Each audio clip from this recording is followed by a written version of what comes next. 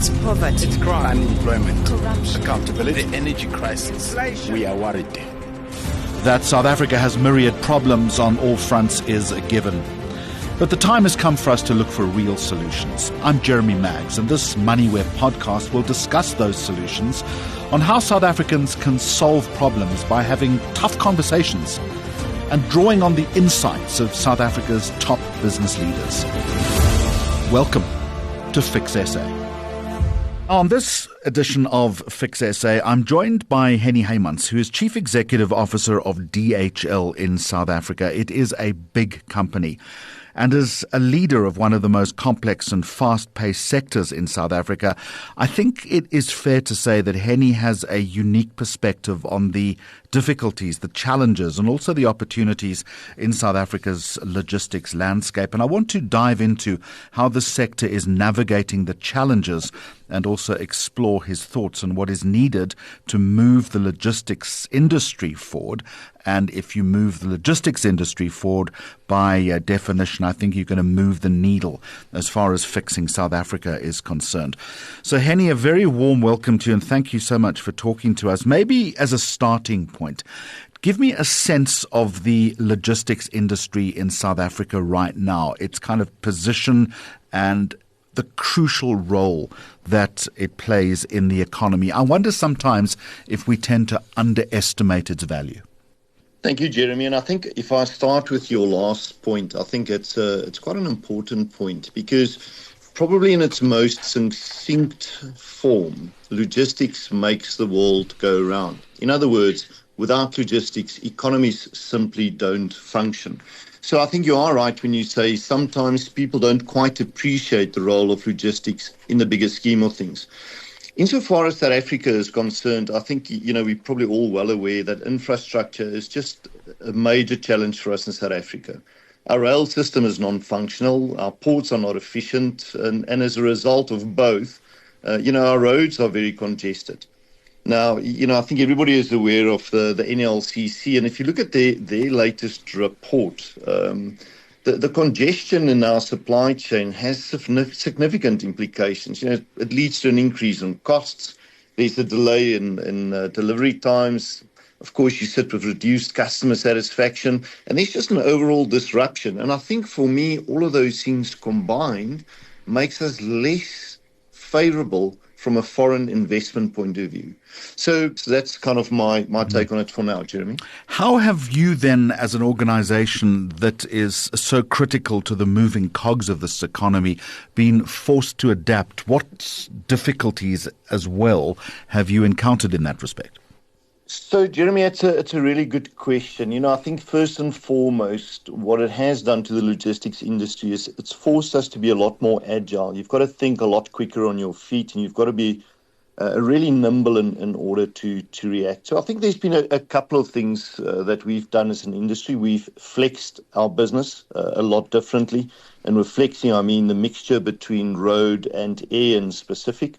And things such as, the Internet of Things, of course, and digitalization helps a huge amount because you are able to react quicker as a result of that information that you have. And you're also able to be a little bit more accurate in the way that you plan, given the role that digitalization plays. But certainly with those changes comes a change in cost. And I think that's one of the things that we really need to be mindful of at a macro level. For us in Africa and South Africa, our cost of logistics adds anything between 35 to 43% to the final cost of goods. And if you compare that to Europe, where it's between 3 and 5%, and the Americas, it's also single digits, again, it just reiterates that we have to do something dramatic in order to bring that cost down, because if we bring that cost down, we become more attractive from an FDI perspective. 35% is a dramatic figure in itself, Henny. What do you need to do in order to bring that number down and make the change that you talk about? We have to become more efficient in the way that we deal with logistics. We have to fix Transnet. We have to fix our ports. And we have to become less bureaucratic. We have to speed up the way we do things. If you look at South Africa and the role that it has to play and could and can play in Africa, there's an enormous possibility from a gateway perspective. But we've lost out and we continue to lose out because of our inefficiencies. So those are the key things, Jeremy. We've got to get our ports to work. We've got to get our railway to work, and we've got to take away some of the bureaucracy, and we have to take on our responsible role as a gateway into the rest of Africa, because we can and we should. And Henny Heymans, in that respect, are you seeing any encouraging signs, or are you still frustrated?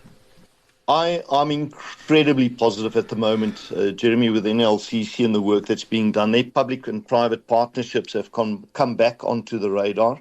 And I must say we have seen some fantastic results as a result. If you look at Eskom and what's been happening at Eskom, I certainly think, and actually not think, I know that the public-private partnership through the CEO pledge and commitment that we've seen has made a massive difference. We've seen that we've had stability in the power utility for over 200 days. And I think that's a fantastic story. And perhaps we should talk a little bit more about that story and more often.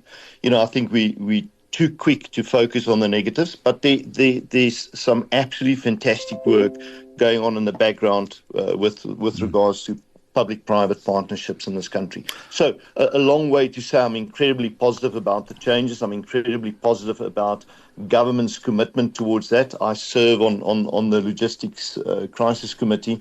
I see their commitment. I see the changes that are coming. It's a great story, Jeremy. I want to take you back to a word you used a little earlier, and that was the word nimble.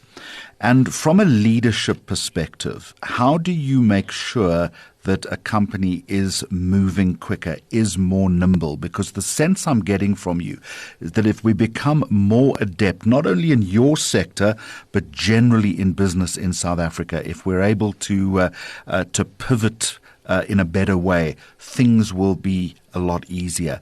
As a leader of an organization who preaches that gospel, what are you doing in that respect?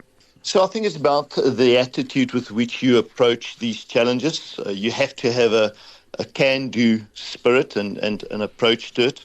You have to have an approach of a little bit of entrepreneurship, because, being nimble often requires to think outside of the box and outside of the prescribed set of rules, and therefore a spirit of entrepreneurship is really important. And then just from an organizational point of view, it's that will to win. You have to have the will to win, because if you have the will to win, you will apply an entrepreneurial spirit and approach to these things. And then just, for us, as we are very much a purpose-driven organization at DHL, and we talk about making the world a better place by connecting people and improving lives. And if people understand that role, and if people understand that everything that I do today can make a difference and can make the world a better place, you have a very different attitude and you have a very different approach, which then leads to being nimble and adaptable a lot better. Henny, we've gone through some very dark times in South Africa of note, both literally and figuratively. You talk about the will to win, and I absolutely understand that, and so many of my guests on this particular program have said exactly that. But how do you make sure that you keep that will to win when things around you are very turbulent or very difficult? Because again, that is the essence of good leadership. Jeremy, I think, we all have a choice. We have a choice of sitting around a barbecue and to complain about everything that's going wrong.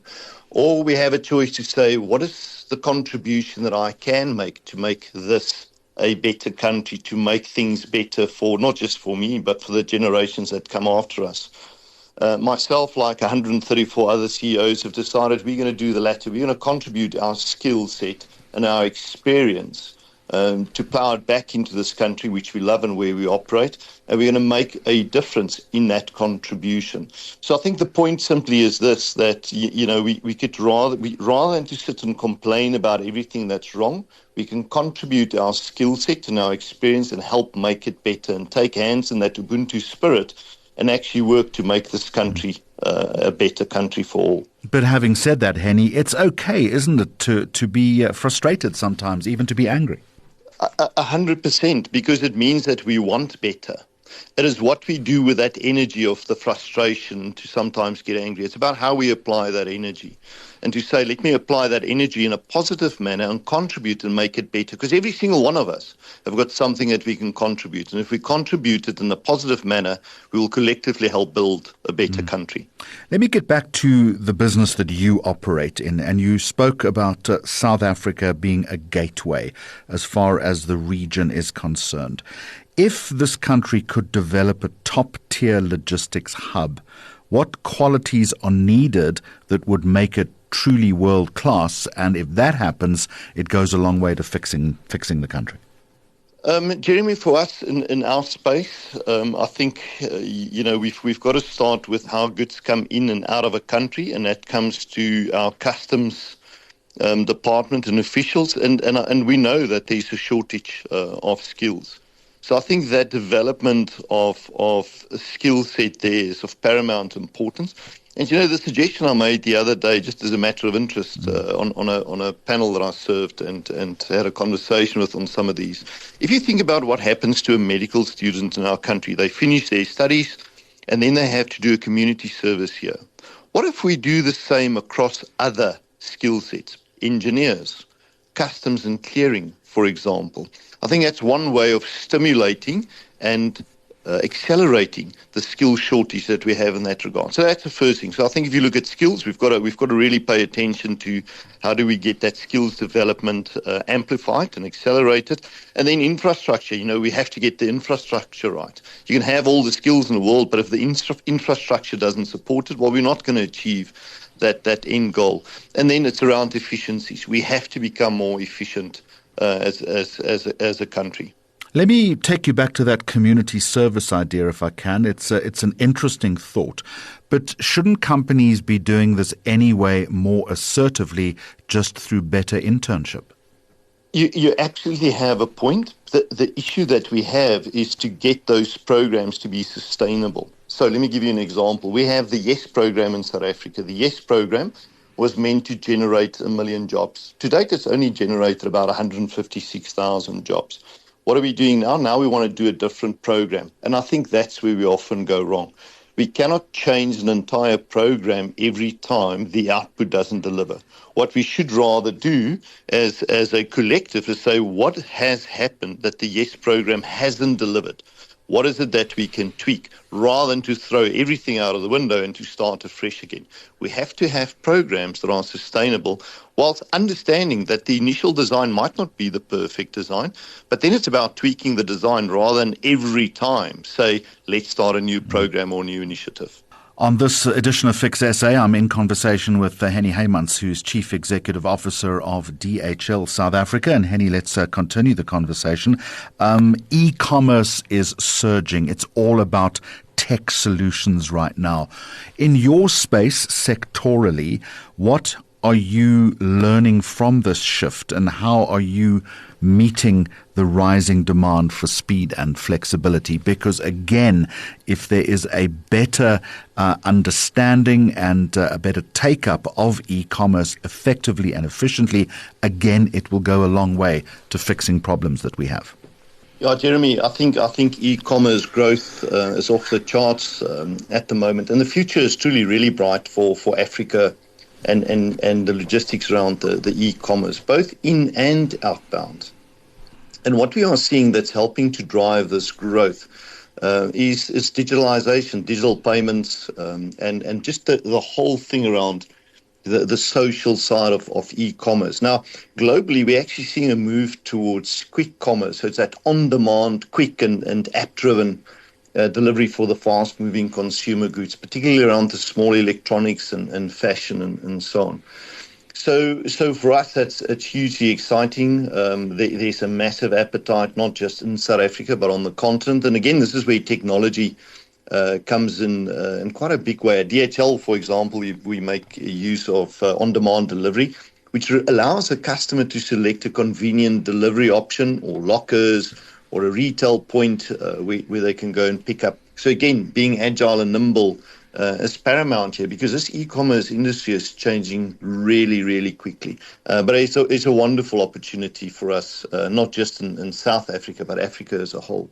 How difficult or easy is it in your business to think innovatively and creatively? Because so many chief executives that I've spoken about or spoken to on this podcast have said that underpins everything that they do, but often the day-to-day running of a business gets in front of that and prevents them from being a little bit more open-minded.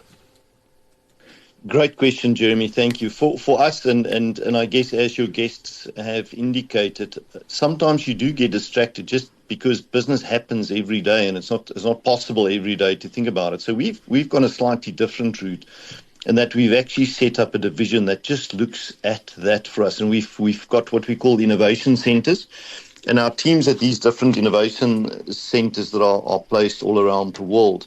Their sole job is to try and look and to gaze into the crystal ball of the future and say, what are the things, what are the developments that are going to make things better and more efficient for us, and allow that nimbleness that I've been talking about. So for us, for example, we've got an innovation center in Dubai, and we look at things such as temperature-controlled mechanisms to, for example, when we send perishables, to make sure we can monitor it real time and avoid waste. For example, we also use some of those tracking mechanisms to say if there's a delay somewhere in the world, how can we reroute those shipments? And it sounds simple, but it's actually quite complicated if you've got something on its way from the east, for example, and the hubs run out of capacity in the Middle East. So that ability to then react through the innovation is really what kind of keeps that entrepreneurial spirit well and alive within DHL.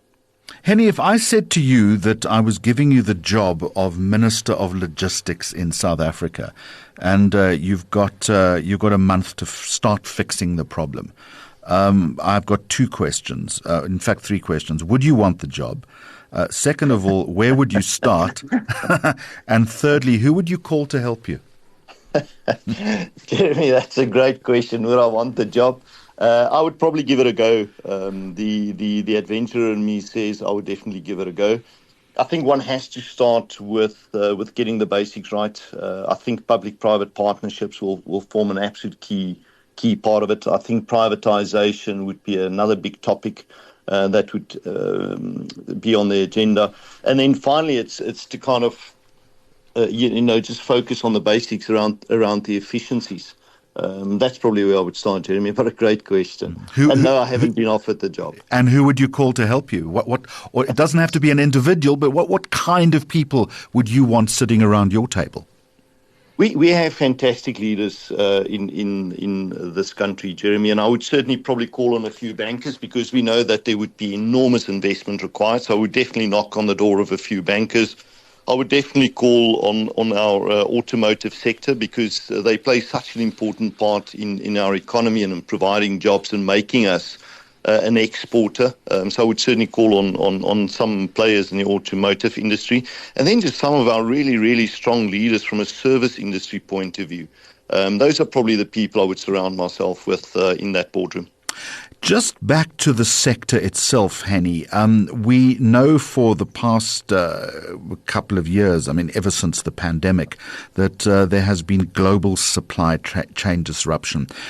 To what extent has that impacted on your operations, and what lessons have you learned from those difficulties in order to make your business and the sector more future fit?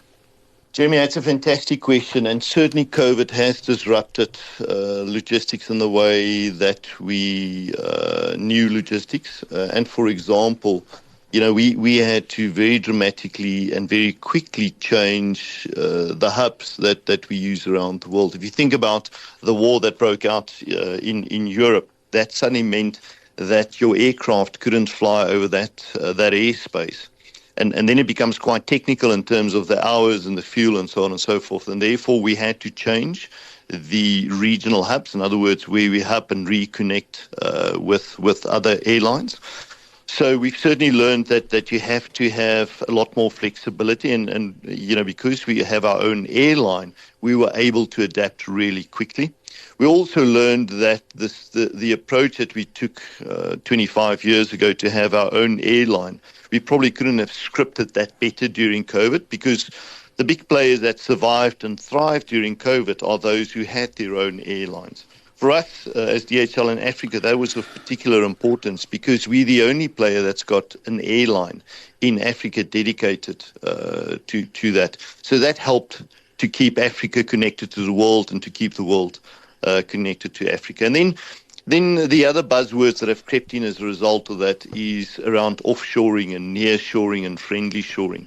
We saw, especially again during COVID, where we had none of those onshoring and nearshoring close to the continent, transit times got negatively impacted, and everything took longer. And the moment it takes longer, it becomes more expensive, and there's just an incredible knock-on effect. So those are some of the key lessons that we've learned. And part of how we're trying to evolve around that, for example, is through some of these public-private partnerships, where we talk to certain governments and say, why don't we make your country more attractive so we can bring in some of that onshoring or nearshoring of the big companies, the international companies to our continent, not just for the sake of our continent, but it also means that the continent overall can benefit from that change in the logistics field.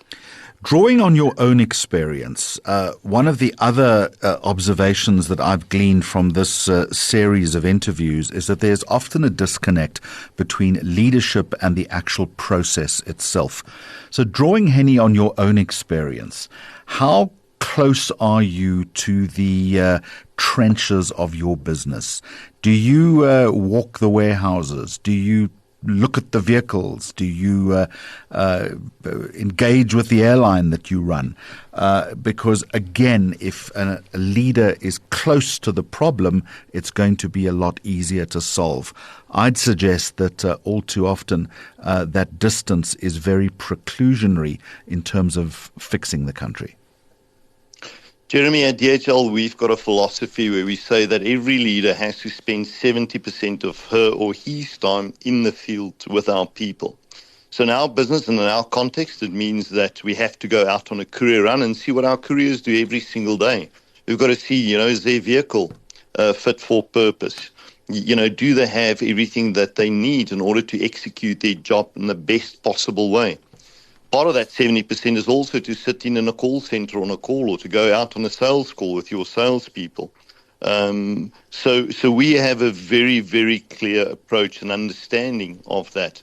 And the philosophy is quite a simple one. We believe that everything will happen through our people. If we have a strong and a motivated workforce, we absolutely know that that will lead to great service quality. Now, if you have great service quality through your people, you will have loyal customers, because customers want to deal with an organization who's not just efficient, but friendly and warm and receptive and agile. And we know if we do that, well, then we'll have a good business model. So in summary, very clear that we have to spend 70% of our time in the field with our people in order to make sure that our business not only understands what they require, but that we understand what our customer requires from us. That's really the only way to discover that. Drawing to the end, I've got one or two more to ask you. Important in your organization, I would imagine, is sustainability, which is increasingly critical in logistics. Are there initiatives that your industry is adopting to minimize its environmental footprint? Yeah, Jeremy, we're quite serious about the environment, and we equally very understanding of the role that we play in CO2 emissions being in logistics. So we've made a huge commitment globally to have zero emissions by 2050. And as a result, probably our biggest investment in the sector, and specifically, is around sustainable aviation fuel. And in fact, very proud of the fact that DHL as the airline is the biggest user of SAF in the world at the moment. So there's hundreds of millions of euros that's getting spent on this.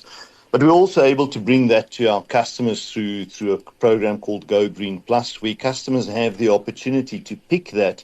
And in doing so, they help reduce their inset as well. So that's the second element. The third element of it is around carbon neutral buildings. And for example, for us, our building in Midrand is carbon neutral, an enormous investment for us. And it's actually our very first carbon neutral building in Africa. And then, of course, you look at your hybrid vehicles, electrical vehicles, solar energy and so on and so forth. So very high on our agenda. We spent not just a lot of time on it, but we also really spent real money on these efforts.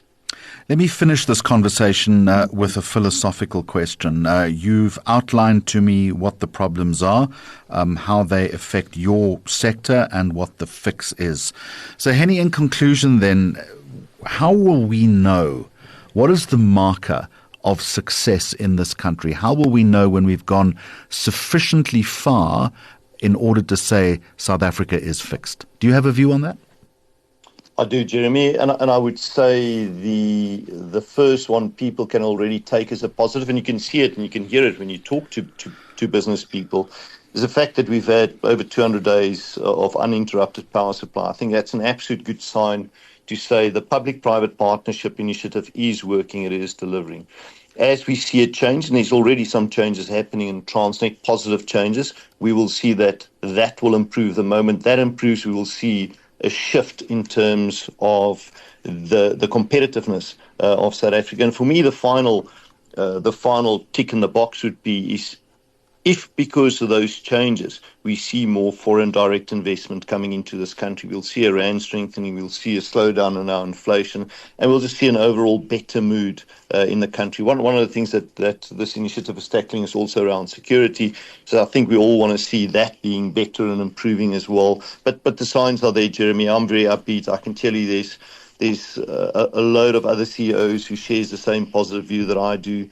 And it's there. Let's keep the faith and let's all do our bit to contribute to the betterment of this country. I think that's a good place to put a punctuation point on this conversation. Henny Heymans, Chief Executive Officer, DHL South Africa, thank you for joining me on this edition of Fix SA on Moneyweb. Thanks for listening to this Fix SA podcast. For more episodes posted every second Friday, go to moneyweb.co.za, the Moneyweb app, Apple Podcasts and Spotify, or follow Moneyweb News on social media for more updates. Moneyweb, your trusted source for business and investment insights.